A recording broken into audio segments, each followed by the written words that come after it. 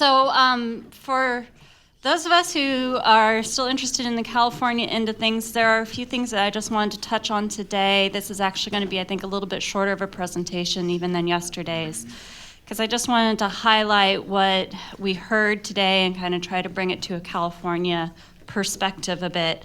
And I think that I was just trying to frame it all in my head, and we looked at a lot of ways of trying to measure the chemical and the biological and the physical aspects of water in order to compare it to our uses. And there are a lot of different ways that you can do that through all the human health criteria, all the metals work, the biologic ligand model, the biological objectives work, the nutrients work. All of it's trying to, figure out what are the right numbers, right parameters to look at, and the right numbers for those parameters in order to try to protect our uses. And a lot of these are already established. And so the first thing that I want to share with you guys is a compilation of water quality goals that we have put together. And Lisa Holmes in the back is now kind of the caretaker of this document. For those of you guys who've been around for a while, this was John Marshak's baby. And he put together quite a lovely database, and we're continuing to try to keep it updated, of almost all of the various objectives, criteria, goals that we all work with and are very usable, especially when we're trying to interpret our narrative water quality objectives in our basin plans. So there's the link for this document, and it's a lovely database. I think you can just type in the pollutant that you are working with, and it's going to come up with the whole suite of what the federal EPA recommended criteria are, what we have in our California toxics rule, the drinking water maximum contaminant levels, we got taste and odor-based thresholds, cancer risk estimates. So you really do have an opportunity to go through all the various numerics that are out there and try to select the one that's going to be most appropriate for the case that you have at hand. I also want to highlight that there is a staff report that has been put together that is also a really good resource to walk through kind of the hierarchy of criteria to objectives, narrative to numeric, and how we can interpret. And it's, I think, one of the best resources for trying to wrap your head around about how we look at our different objectives. And with that, I thought I would turn to some of what you've heard today and talk about what we're doing in California.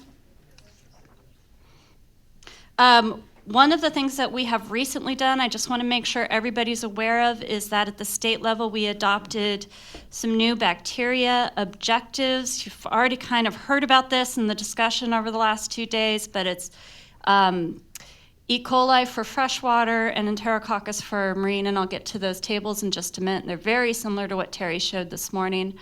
I just wanted to put up the effective dates, which is slightly different than what you have in your printouts. I changed it when I realized that I would only put in the EPA approval date, which applies for if we're using these numbers for effluent limitations and MPDS permits and applying the federal rules. The state effective date for more the non-NPDES implementation is the February 4th date. Our goal with this was, again, looking at one specific use with this objective work, which was the primary contact recreation use. And we wanted to update it with the EPA 2012 recreational criteria that you showed, Terry, to make it better science. And also, we did have a lot of variety across the state, so we wanted to have some consistent numbers. So these are very similar to the numbers that you saw this morning that Terry shared. Again, it's based on the 32 illnesses per 1,000 risk, not the 34. And this one is for our SWRCB waters. If you remember from yesterday, those are our inland surface, enclosed bays, and estuaries within California. So we have E. coli primarily, but if you do have any inland waters that are salty, That's these. You would still have Enterococcus as the applicable parameter to look at. And then here are the objectives that we established for ocean waters. This is a little different than what you saw from Terry this morning, but the enterococci is the same, at least the number is, and we retained the fecal coliform number in our ocean plan. This was representative of some Southern California beach epidemiological studies that we have that still show that there is a risk of illness from recreating in those waters when we have high fecal coliform numbers. And it was enough for us to say, let's hold those numbers in our ocean plan. And we have a project that we are considering in our ocean plan triennial review about going back in and looking at that data set and seeing if we want to do a further objectives revision as we look at it more. But for ocean waters right now, fecal coliform does still apply. I also want to highlight, for those of you who use the bacteria numbers a lot, it really is quite confusing, the different magnitudes and durations that we have, and just please pay attention to that. I know it's not ideal because when we left fecal coliform in the ocean plan, we really just didn't do a change to it. If we had done a change, we would have had to open it up for scientific peer review again, so we just left it in place, knowing that now we have a geometric mean that's calculated every 30 days using the 5 most recent samples, that's the older language, versus enterococci, which is a rolling 6-week geometric mean. So it's really confusing, I know, when we're looking at our bacteria data to try to make sure we're assessing it correctly. And again, that's one of the reasons that we put on our triennial review priority list for the ocean plan to really look at this to try to see if we can, first of all, potentially do a STV instead of a single sample maximum for fecal, and if we can find the right frequency and magnitude so that it's consistent. And if we do, we'll have to go through the whole rule-making process and scientific peer review. And when we decided to leave this in, we were just at a point where we had to get the project over the finish line, and knowing that that was going to be another project to come back to fecal. I thought I would talk briefly about what supersedes and what doesn't supersede. We had some questions on this yesterday afternoon, actually. So for the bacteria objectives that we put into place, the numeric objectives associated with the Rec 1 use that you had in your Basin plans prior to that effective date, and should be the February effective date, those are superseded by the statewide objective. If you have any narrative bacteria objective, that remains in place. Some of you have a narrative, I think Region 1 has a narrative that's associated with background concentrations. That does not change, it remains in place. If you have any site-specific bacteria objectives, like the Tahoe one, for example, well, that's a regional one, it's not a site-specific. There might be some site-specifics out there, those remain in place.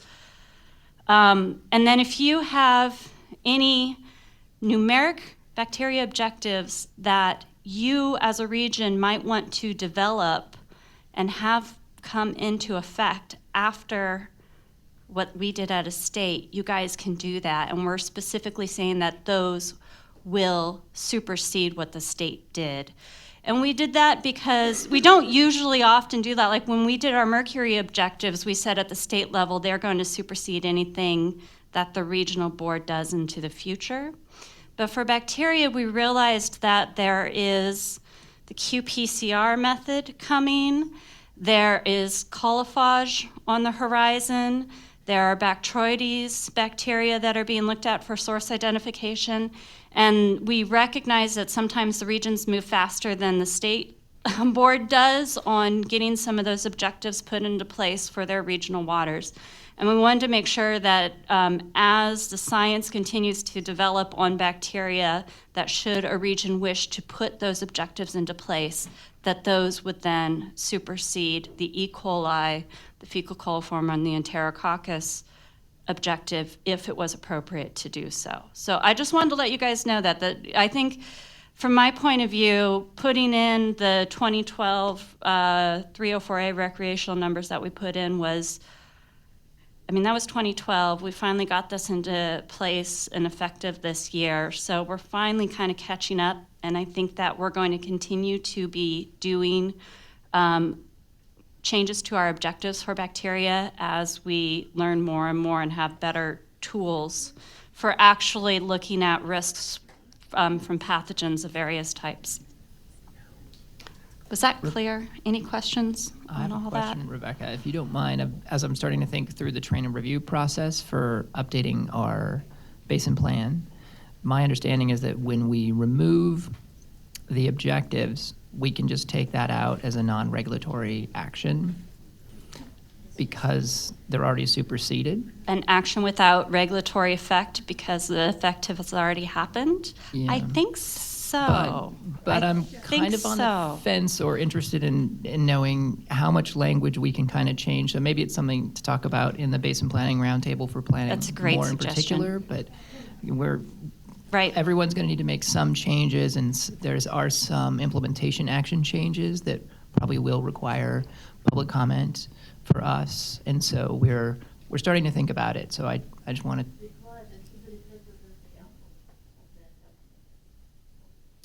So I guess it'd be nice to chat about it at the round table. I agree. I like the idea of discussing it, but if there's no regulatory effect, you should be able to do an amendment without regulatory effect, which for those of you who do basin plans amendments means it's a simpler process.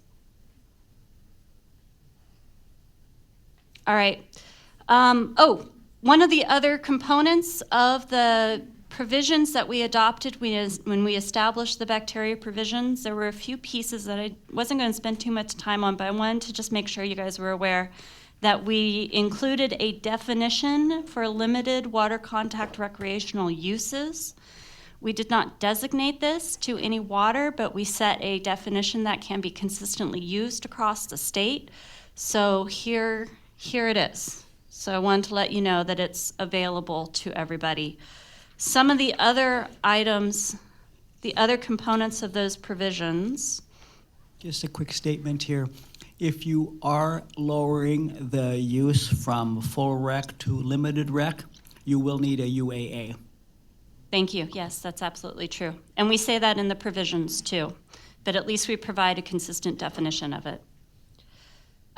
The provisions also included some regulatory tools, optional regulatory tools in which to address bacteria. They include a natural source exclusion and a reference beach approach, and a high flow suspension approach, both of which will also need consideration by EPA should they be used at a regional level. All right, so that brings us to the bugs and to the nutrients. So what are we doing at a state level? We are jumping in with both feet into the deep end of looking at the biological and the biostimulatory world out there. I think a lot of regions have also been trying to do some nutrient work over the years, and at the state level, we've been saying we've been working on it, and we have been working on it, and we're really starting to staff up and hopefully get some forward momentum on this project. This is a project that's going to be an amendment to the SWRCB, to the Inland Surface Waters Enclosed Bays and Estuaries Plan. We are focusing first on wadable streams, and we're starting to have some science be done for lakes and estuaries as well, but those are going to be later phases of what we're going to do. So right now, we feel like this is going to be a big enough apple to bite by just looking at the wadable streams. And I wanted to give you the link to where you can find more information on this project. Like I said, it is merging both our biological integrity, the aquatic insects, the macroinvertebrates, as well as the biostimulatory nutrient pieces. We have, aren't they lovely pictures? I know, they're horribly ugly, wonderful pictures. And our goal here is going to be to protect both human health, recreational uses, aquatic life uses. We're going to be looking at cyano blooms, cyanohabs, as well as as well as the bugs. So here are some of the components of what this amendment is looking like it's going to include, and I will definitely put some disclaimers out here that this is a project that we are still scoping as far as what is actually going to be included in the amendment. But it's likely to include biostimulatory objective, a definition that is a narrative definition. Many of the regions across the state have a very similar narrative definition. You had it on your slide earlier, the one from the Central Valley. That mimics a lot of what we have across the state. There's a few differences, but they all focus on biostimulatory substances, that biostimulatory substances shall not be in concentrations that adversely affect beneficial uses. One of the components that we want to look at is adding biostimulatory conditions to that objective. That would get at things like flow. It would get at things like concrete channels, riparian habitat, other physical attributes that, that really do have an effect on algal blooms, anoxia, and all of the other biostimulatory problems that can happen out there. We are also considering whether or not how to address the numeric aspects of this. They may end up being a proposal for a numeric water quality objective. It may end up being numeric targets. There are some pros and cons to both of those, and they're definitely something that we're still considering. But we do want to have some numeric interpretation of what that narrative statement means. And right now we're in the process of looking at the different parameters that we may consider. Total nitrogen, total phosphorus, chlorophyll A, ash-free dry mass, dissolved oxygen, min, max, diel swings, the various cyano harmful algal blooms. I'm sure we'll be looking at the new 304A criteria that just came out. So there are quite a few different parameters that we may be wanting to pull from in order to indicate whether or not we have a biostimulatory condition that we're concerned with. So the first step is to identify those parameters, and the second step is to figure out what line we're going to draw in order to be our target or our objective. And one of the tools that we're using to help us potentially do that is the biological condition of the stream, what the bugs are telling us. So that's one of the reasons that this project is linked.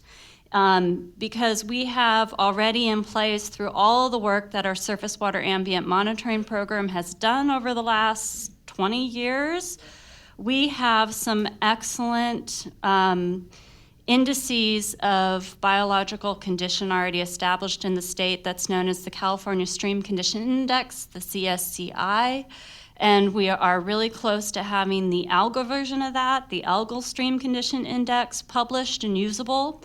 So we are looking at both of those right now to see kind of the stressor response relationship between those various biostimulatory parameters and the biological life, and see if we can find that relationship to where we have the justification for a numeric nutrient limit.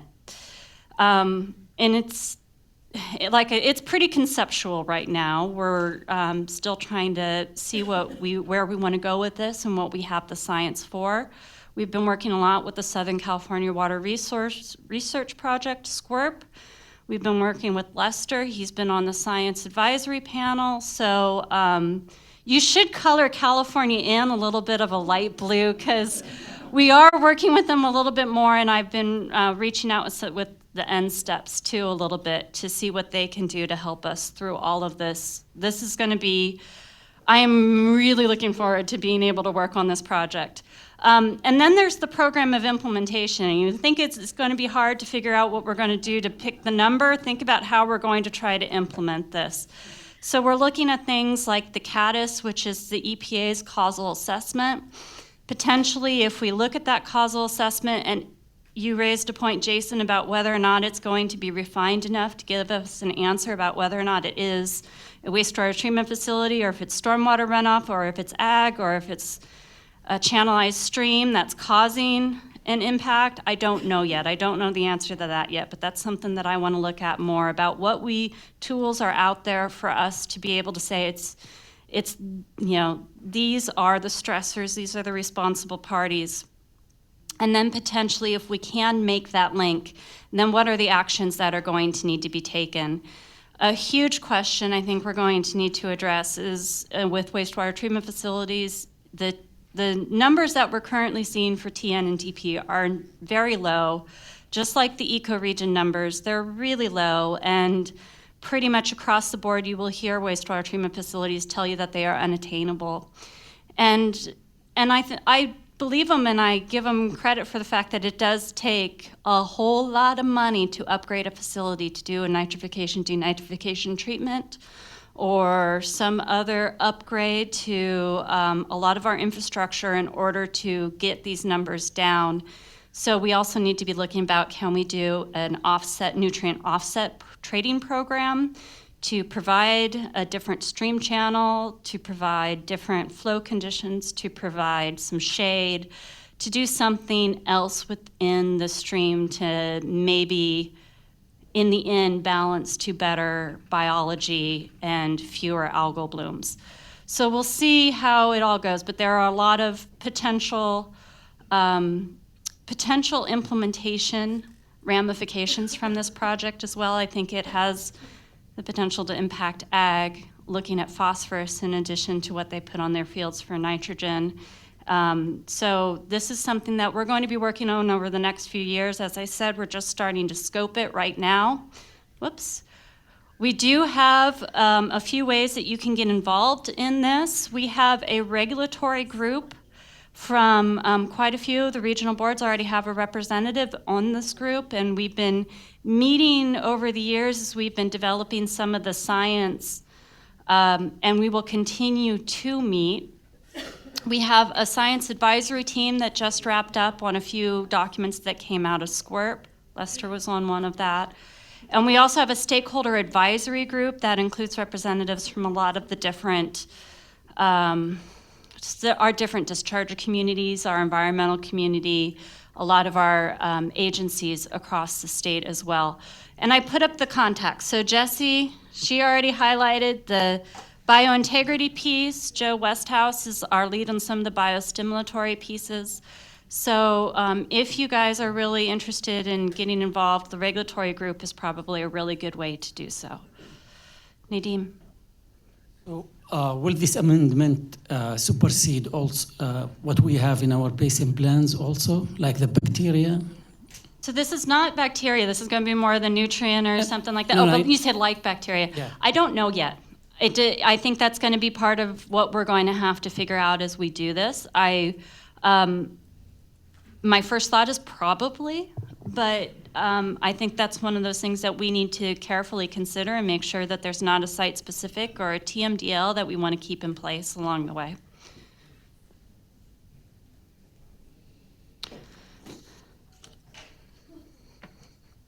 And that's it. And that's it. So there's definitely a lot more at the state level that's happening associated with what we heard today, but those were the big ones. I was thinking I might pull up the California cyano harmful algal bloom webpage, but just know that I think I'm already seeing people pack. So just know that it exists.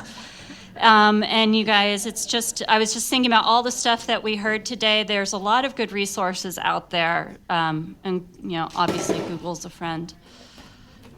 All right, any other? Thank you.